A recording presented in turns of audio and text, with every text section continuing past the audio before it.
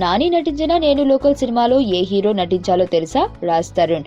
అవును, ఈ సినిమా ఒకటే కాదు, జనవరిలో రిలీజ్ అయ్యి సూపర్ హిట్ అయిన శతమానం భవతి చిత్రం కూడా రాజ్ తరుణ్ నటించాల్సింది.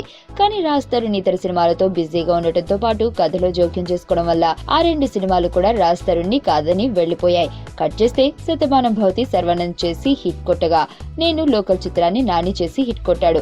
దాంతో 2 సూపర్ హిట్ సినిమాలను రాజ్ తరుణ్ మిస్ చేసుకున్నాడు. 2 సినిమాలను, అందున సూపర్ హిట్ సినిమాలను వదులుకుని రాజ్ తరుణ్ పెద్ద తప్పు చేశాడని, ఒకవేళ ఆ 2 హిట్స్ కనుక రాజ్ తరుణ్ చేసి ఉంటే అతడి రేంజ్ మరో లెవెల్లో ఉండేదని అనుకుంటున్నారు ట్రేడ్ విశ్లేషకులు. ఇప్పటికైనా రాజ్ తరుణ్ కథల ఎంపికలో సరైన జాగ్రత్తలు తీసుకుంటే బాగుంటుందని సలహా ఇస్తున్నారు.